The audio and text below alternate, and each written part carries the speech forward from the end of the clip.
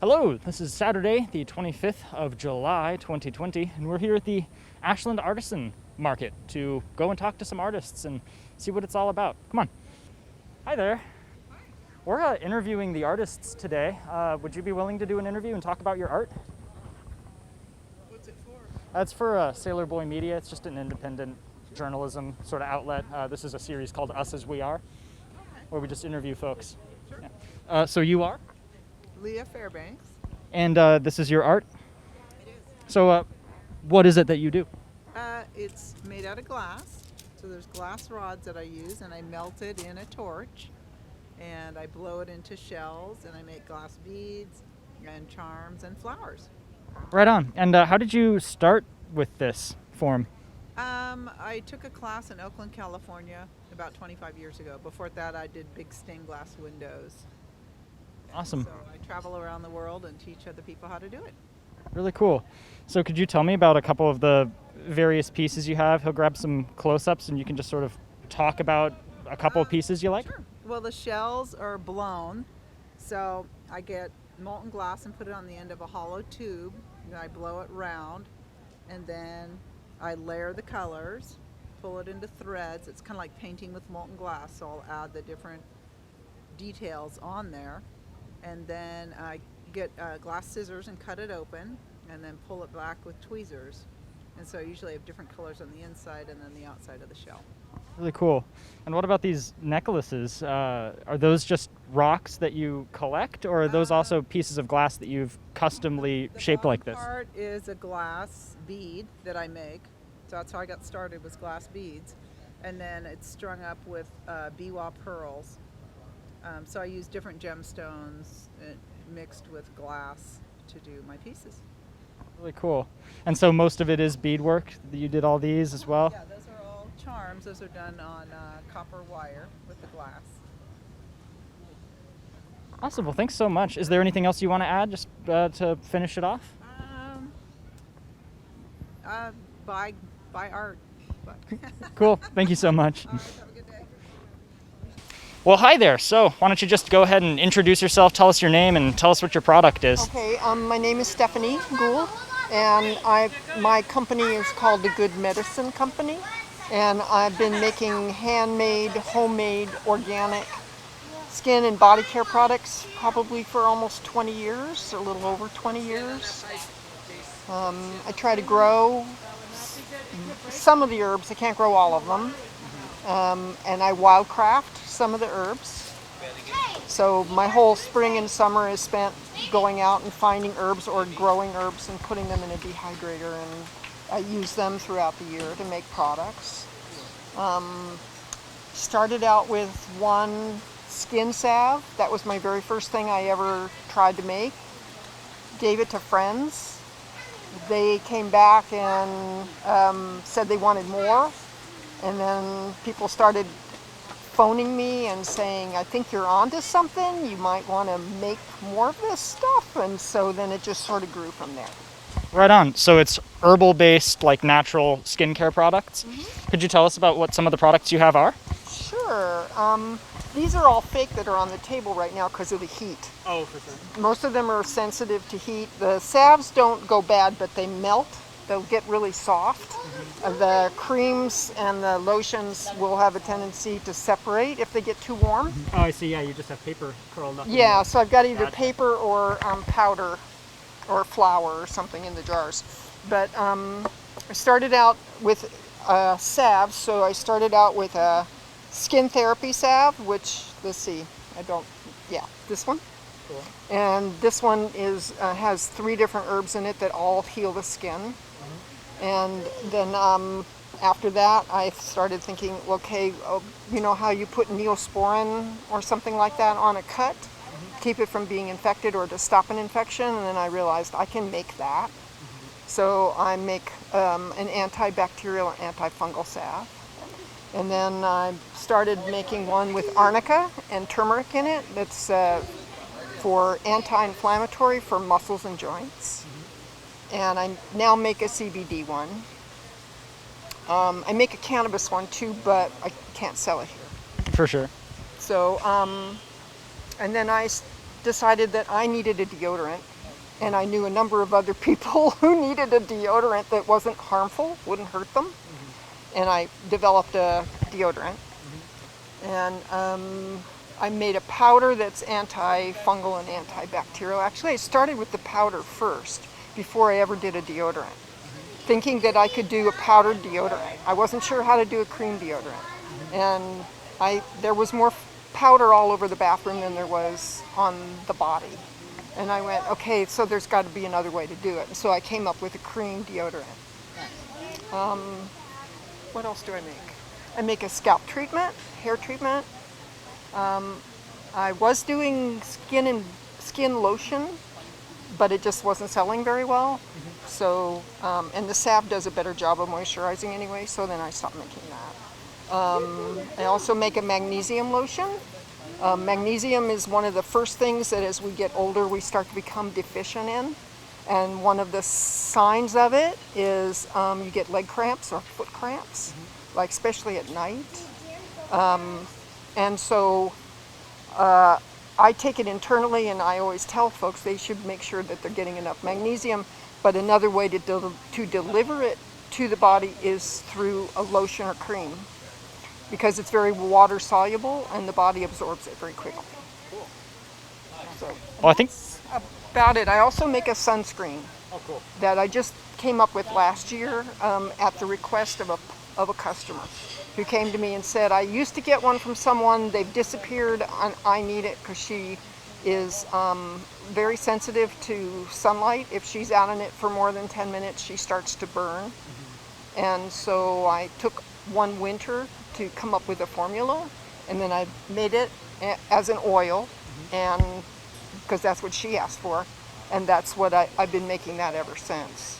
So, and I have folks who come back and get it all the time. Right on. Well, cool. You were very forthcoming. I think you answered any questions I could come up with. Okay. Where would people find this online? I don't have an online presence right now. I'm working on starting to put stuff on Facebook and a couple of other sites. I got pictures all done, and now I just have to figure out how to do it. And I did have a website for a little while, and then I decided to stop. Or they can contact me directly and call me and place an order, and I ship. Cool. They can come to my home if they live locally and pick up anything. I have several customers who just come right to my house and get stuff. Right on. Okay. Is there anything else you want to add? No, can't think of anything. Cool. Thank you so much for talking to us. You're welcome. Yeah, you have a great day. Thank you. You too. Thank you very much. All right. Well, hi there. Why don't you just introduce yourself for the camera and say who you are and what this art is you do. My name is Mabrie Ormes, and I've made art for upwards of 40 years, so as a full-time occupation. And I have many different bodies of work, and some of them are represented here. Should I just ask you about each piece? There's oil paintings, often done outside, plein air oil paintings, but also I work from photographs, usually 3 or 4 for one painting. I've been obsessed with sunflowers for the last year and a half or something, so I have a bunch of sunflower paintings. I make the prayer flags, and that's a technique that I invented with real leaves and tempera paint. And I make the paper, and then I fold them into prayer flags and letter them and put them together. And yeah, everything's pretty well handmade. I have quite a few cards. These are some of the jazz-inspired paintings that I've made over years. There's some prints over there, especially reduction linoleum block prints.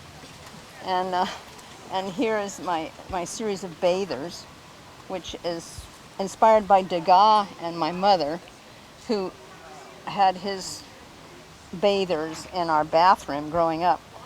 And then I realized, he was really doing something interesting because he portrayed the nude not as a posing, edible concoction, but as a busy. They were busy bathing. They were busy toweling themselves off, and often the poses that he put them in were awkward and like not beautiful. And he was criticized for all that. So he was portraying, life as it was lived. That was his idea. This is an etching of a bather, and here's some that, so, but the originals are 24 by 36, and they're made on the paper, which is so, and then so that's the painting underneath, and then the drawing is with pastel and charcoal and layers of varnish between, which is just the way he worked. And so I've got a sort of a feminist twist on it for now, because these are not objects in the same way that most nudes are. These are subjects. They're busy doing their thing. And let me see, what else? Oil paintings, prints, and I have a few giclée reproductions, but I kind of stay away from that. I'd rather sell original pieces if I can. But of course the reality is that I sell a lot of cards. For sure. Then the other body of work that's represented here is the Women Authors Series. And I'm really excited about this. This is something I started about 3 years ago. I'm aiming for 60. All these people are in the public domain. They've all been dead 70 years. And they're people, some recognizable names like Louisa May Alcott and Emily Dickinson, and some less known like Helen Hunt Jackson. But my point is that women are half the world, and we have writers, very fine writers, who have been telling women's stories for generations and get very little coverage, And so eventually, though, I'll have like probably 20 in the public domain. Then I'll have to pay the licensing fees for the next 20. Those will be, let's see. I can always think of Zora Neale Hurston. She's one of them for sure.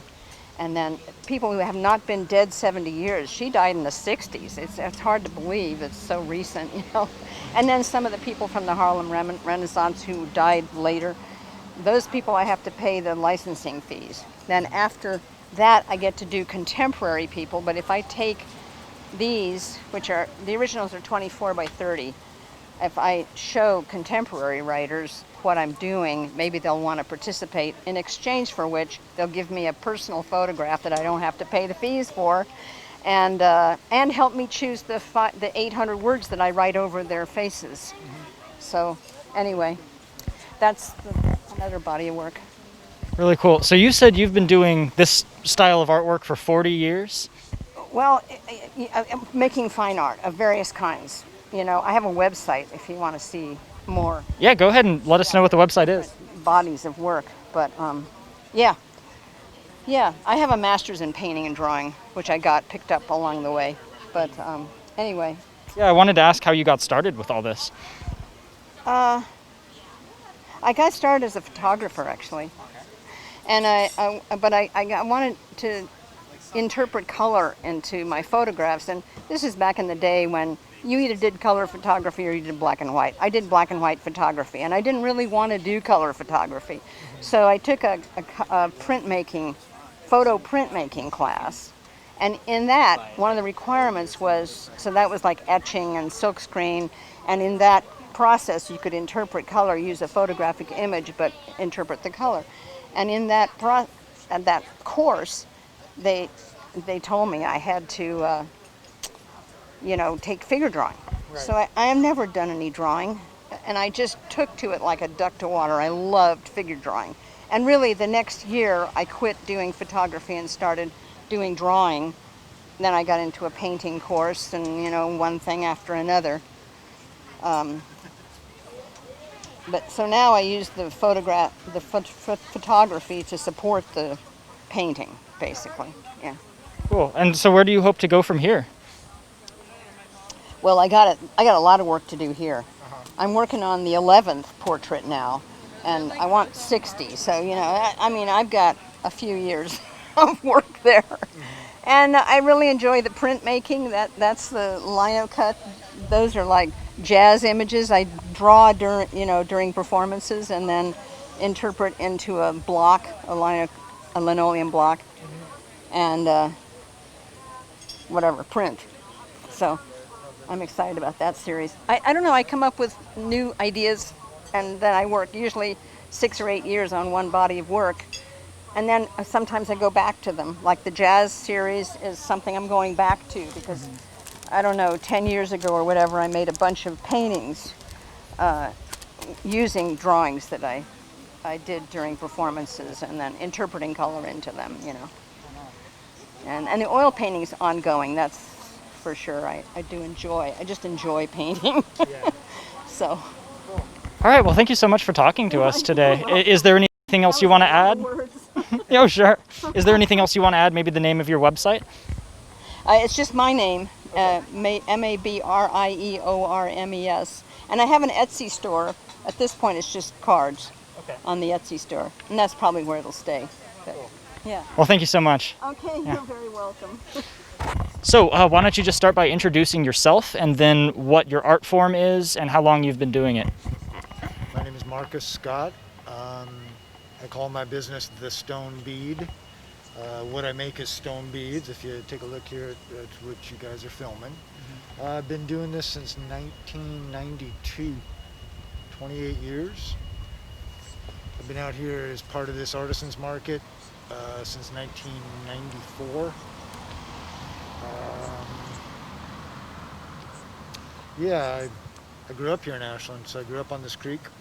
My grandfather lived right down on Oak Street, along the creek.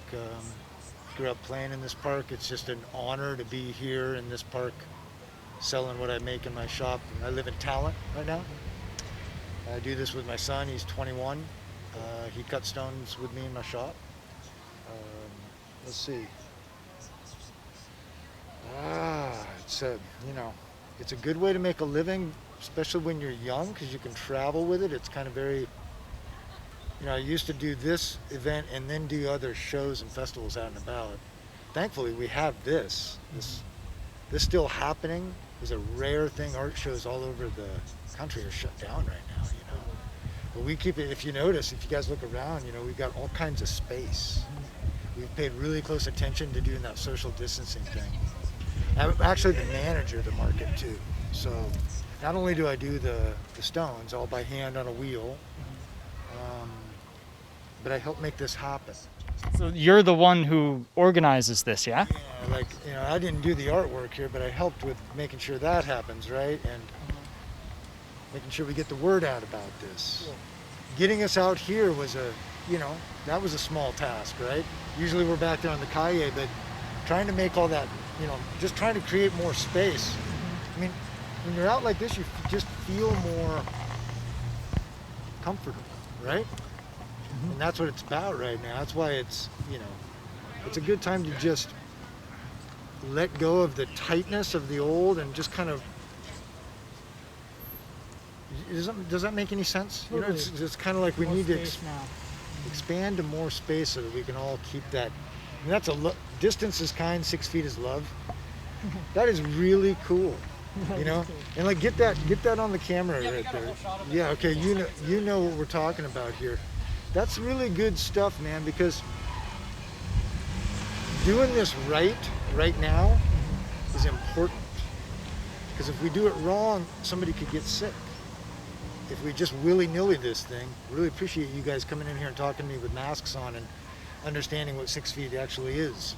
You know what I mean? Because some people think 6 feet is like 3 or 4 feet. And they're like, I'm doing it. And it's like, no, you're not. But we're learning, right? So this is part of learning. I would call this like a silver lining, right? To be parked underneath these trees selling my wares right here is a big bonus. Big win. Yeah. Super grateful. Much gratitude to whoever's in charge. You know what I mean? So, yeah, I hope is that good? Totally. Yeah. Well, now I want to ask you both about your art form and the market itself. So I guess we're on the subject of the market. So do you want to tell us about the market itself, sort of how long this has been going on, how it got started? In 1983, it became the Lithia Artisans Market of Ashland. I think that took place late 90s, where we split away. So now there's a nonprofit, and then this, which is it's a domestic nonprofit. It's a mutual benefit corporation. So that's like you pay your membership dues, and then those dues go to benefit the whole crowd, right? So it's owned by the people that are out here, right? And we're down to about I think today we've got 16 vendors. Middle of July on a typical year, I'd have 45. So we're down by 2/3 in terms of occupancy. But even with that, if you wander around, there's still a need for space. And so, this is a very trying year, but, we'll get through it. We'll get out on the other side. Actually, the market began the year I graduated from high school here in Ashland High, 1983. It wasn't a big enough deal for me to even recognize it was happening until I came back from college.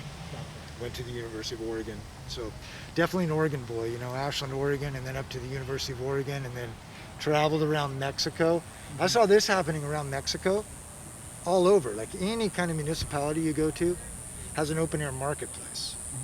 Usually it's food, but if there is a craft of the region, you'll find that there, right?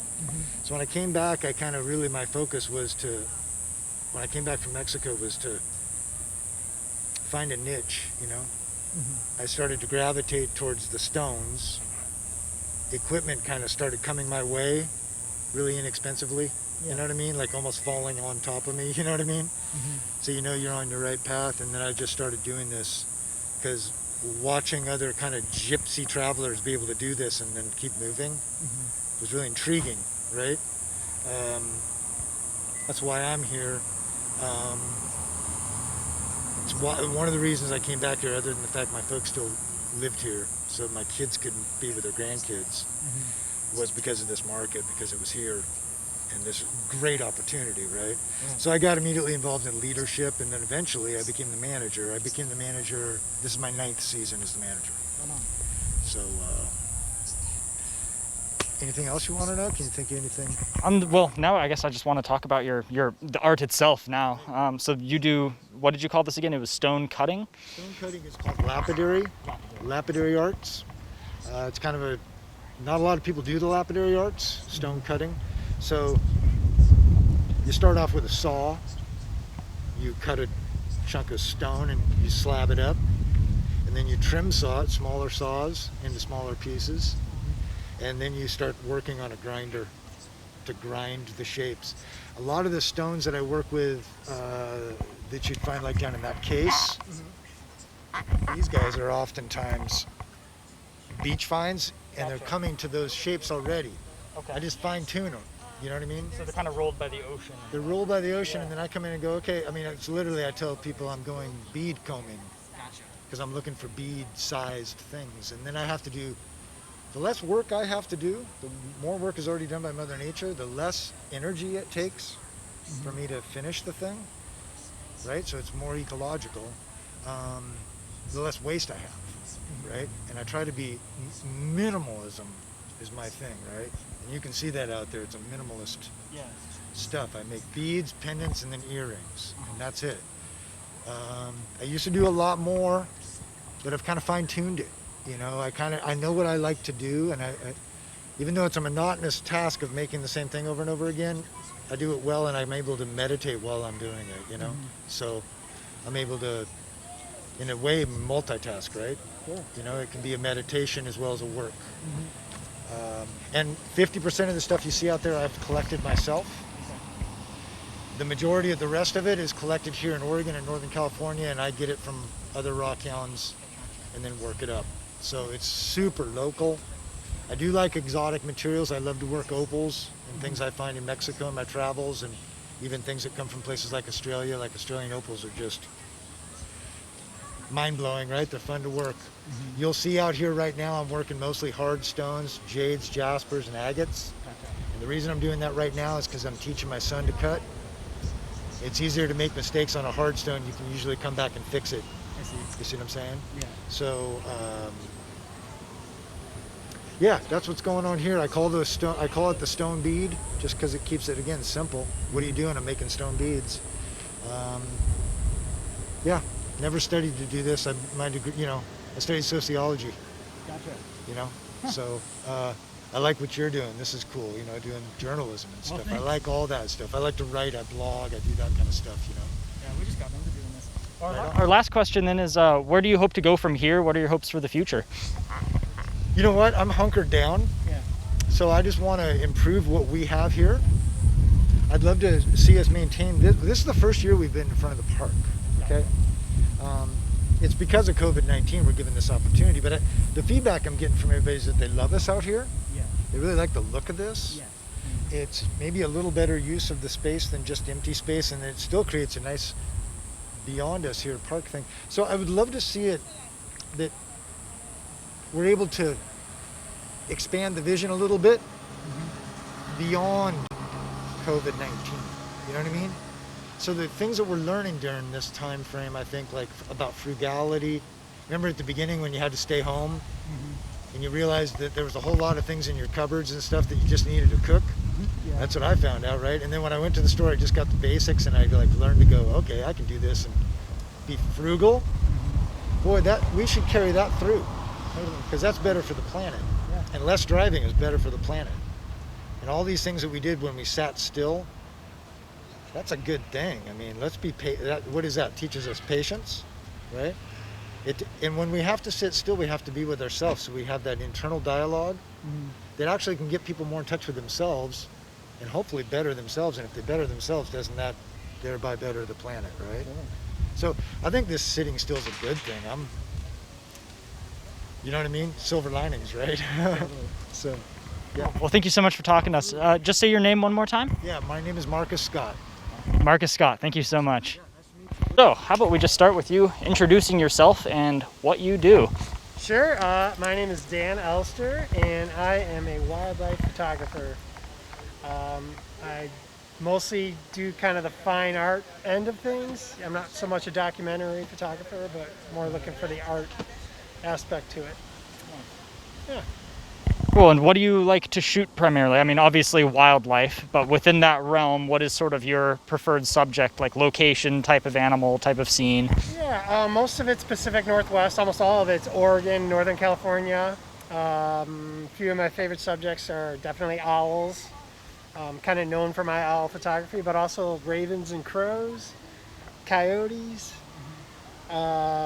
reptiles. I'm a reptile photographer. But pretty much anything and everything. I love them all. Cool. And what got you into doing this? I grew up in a big city and mostly saw wildlife on TV and in books, but always was drawn to it.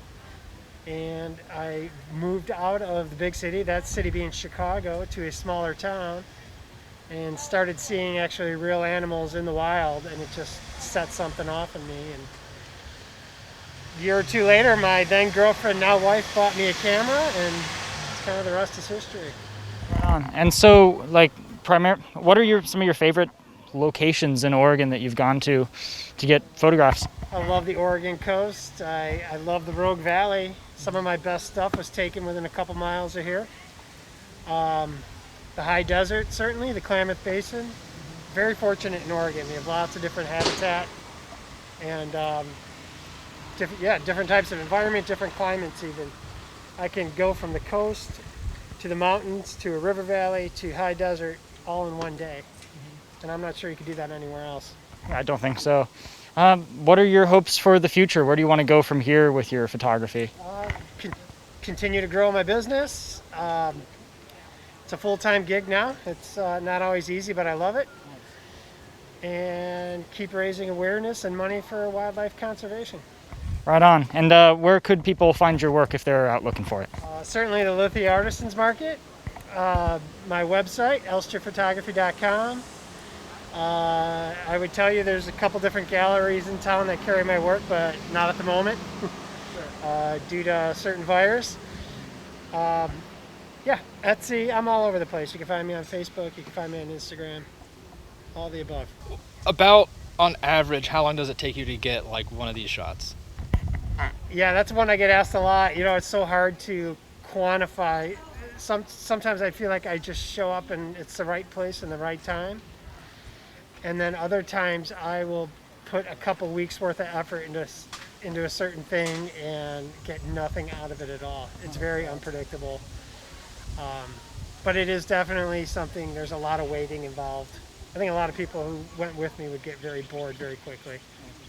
So actually, on that vein, what is your most impressive shot to you? What do you think? And do you have it out here?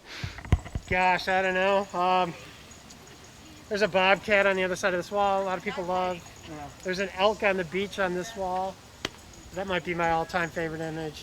Is it this one right here? Is it an elk just staring out at the water? Yeah. This one here. I love that photograph. It gave me goosebumps when I was taking it. That is amazing. It kind of looks like a painting almost. Yeah. Like in terms of its composition. Yeah, well, that's kind of what I'm going for, you know. I love the artistic elements of photography. It's not just taking snapshots of animals. It's hopefully doing something different, or not better. I don't know what the word is. Just get a certain sense to it, I guess. Yeah, I know it when I see it. So we'll just start with you introduce yourself and what it is you do. Okay. I'm Jessica Johnson, and I do landscape oil paintings as well as watercolor figure paintings. Really cool. Yeah. So how did you start in this type of work? Like what inspired you into it, and sort of, how did you begin? How did you pick up the form? And just sort of give us an idea of what your journey through it has been. Well, I started actually, like art has always kind of been a therapeutic thing I've done on the side, but I went to school for business originally and had all sorts of other plans with that. But I fell into I ended up taking a lot of art classes and loved them so much that I kind of saw that there was potential there and decided to go in that direction. And doing this market actually was a really big step for me, I guess, in making it full-time career. Really cool. So you're able to sell some of this stuff? Yeah. I mean, on good days, yeah.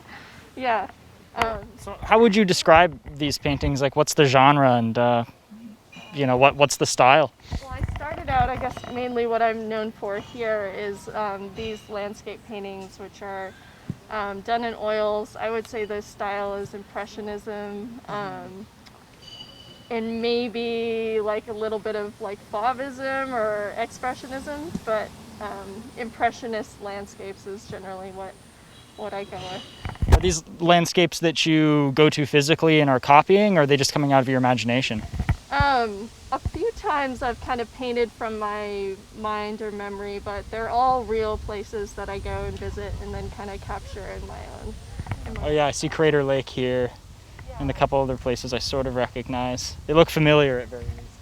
The goal is to sort of capture the feeling that I get being in the place is I guess my aim with each painting.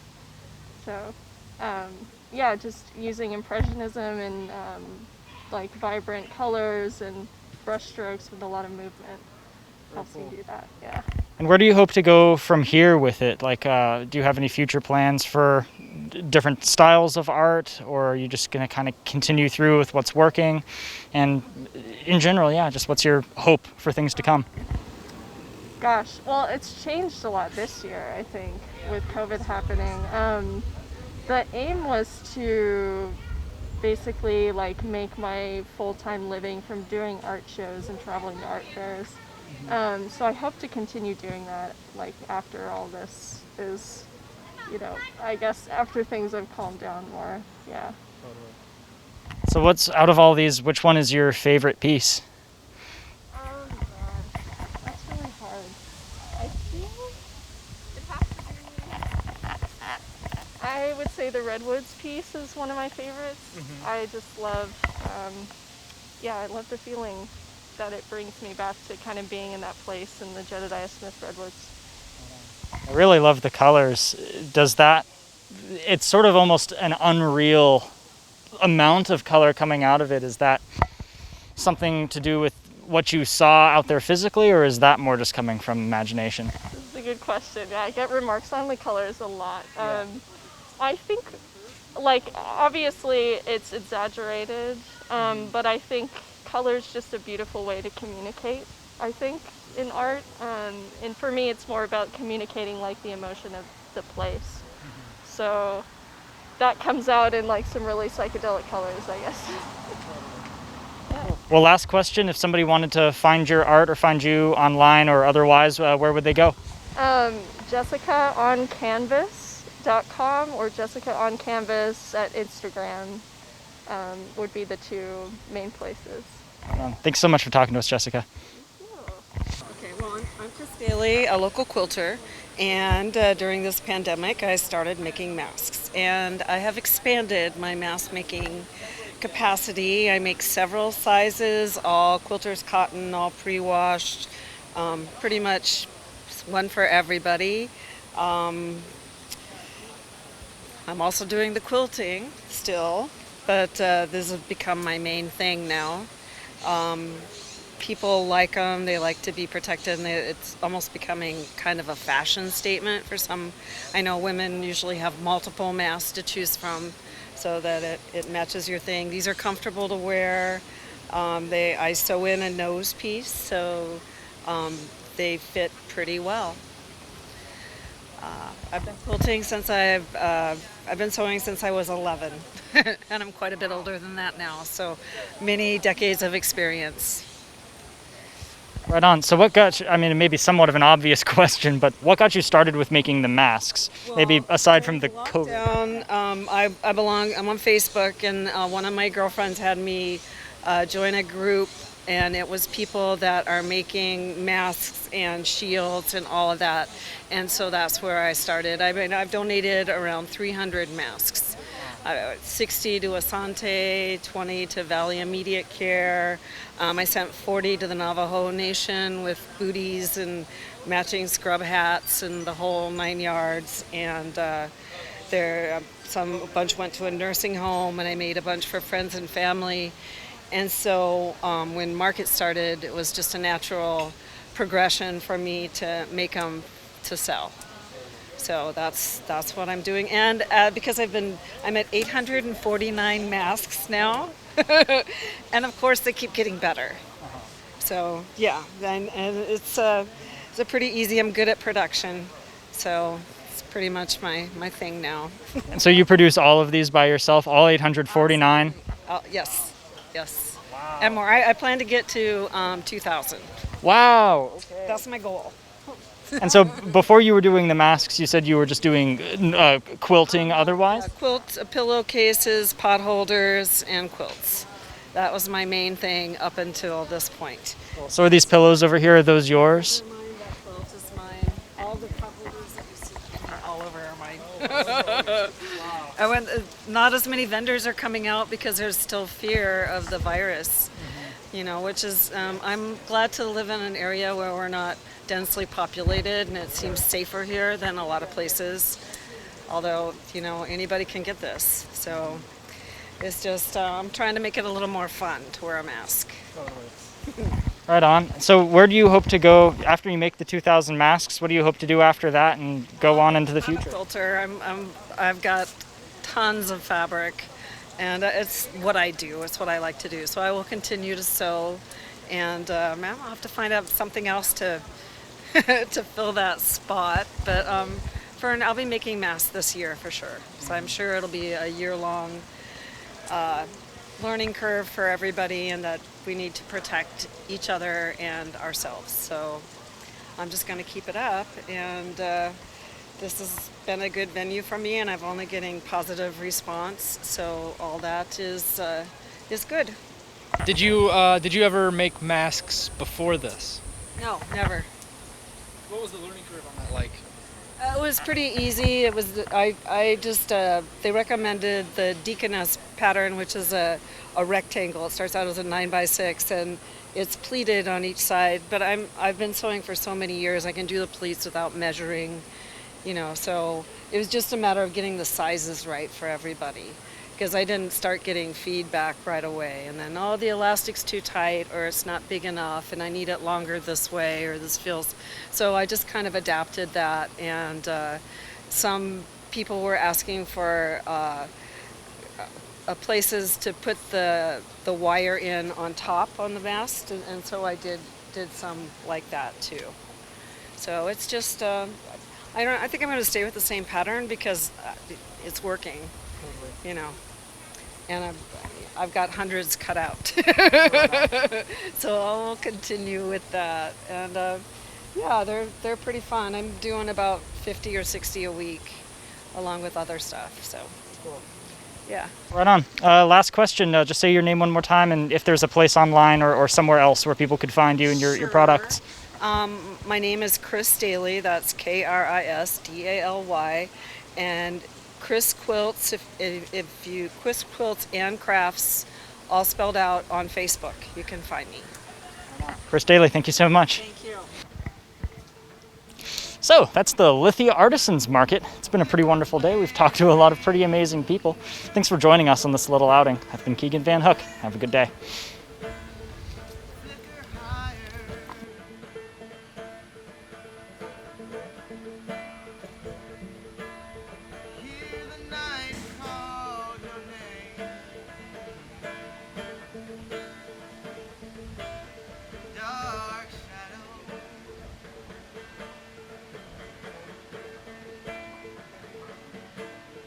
Dancing light.